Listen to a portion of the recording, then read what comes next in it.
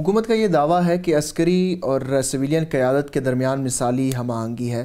آپ کے خیال میں حکومت اور عسکری قیادت کے درمیان جو تعاون ہے وہ جمہوریت کو فائدہ نہیں دے رہی؟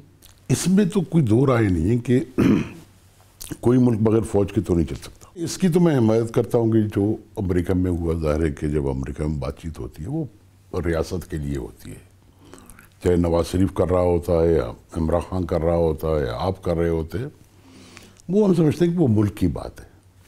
مگر میں اپنی اگر مجھے کوئی جنرل صاحب اگر پوچھ لیں، جنرل باجوہ صاحب، میں اس کی ایڈوائزری کمیٹی کی بیٹھنے کی مخالفت کروں گا، اس کو نہیں بیٹھنا چاہیے۔ اس طرح 6 مہینہ فوج ہے، اس حکومت کا ساتھ دے، 6 مہینے اس کی مخالفت کرے۔ میرے خیال میں اس ملک میں ایک سیریس پولیٹیکل ڈائیلاگ کی ضرورت ہے between security forces and democratic forces,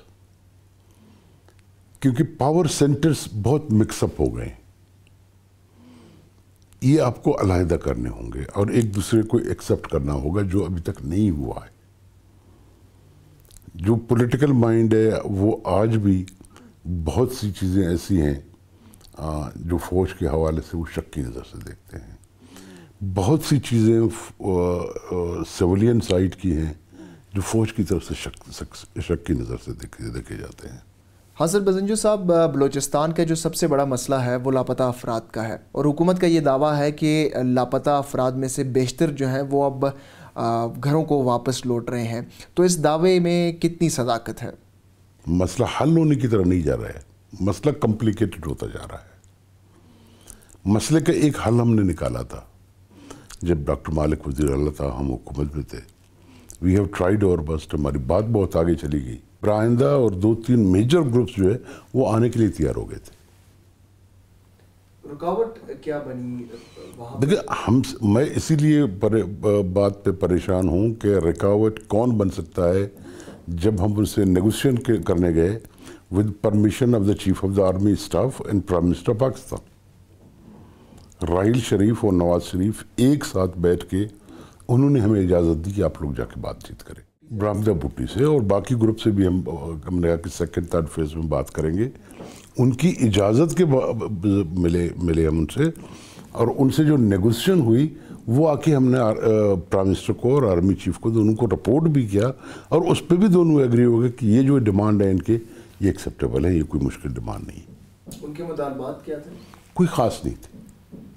جیسے برآئندہ کہتا ہے کہ جو وہ گیس کی جو رائلٹی کی ڈسٹریبیوشن جو تھی وہ جس طرح اس کے دادے کے زمانے میں تھی اسی طرح رکھا جائے۔ نوکریاں جس طرح وہ وہاں پہ انہوں نے طریقہ یہ رکھا ہے کہ جس کے ایریا میں سب ٹرائب کے ایریا میں پائپ گزرتا ہے وہاں جو نوکریاں آتی ہیں اس سب ٹرائب کو دی جائیں۔ اس قسم کے مطالبات ناٹ ایشو۔ آپ کے چیئرمین سینٹ منتخب ہونے سے بلوچستان کو کیا فائدہ ہوگا؟ میری رائے کہ ان عہدوں سے کسی پرامس کو کوئی فائدہ نہیں ہوتا۔ وہ ایک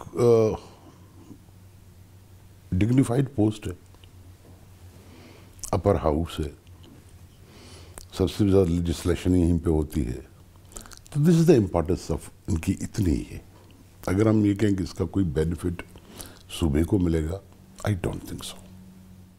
حکومت پر امید ہے کہ وہ اپوزیشن کی سینٹ میں تحریک عدم اعتماد جو ہے وہ ناکام بنا دے گی۔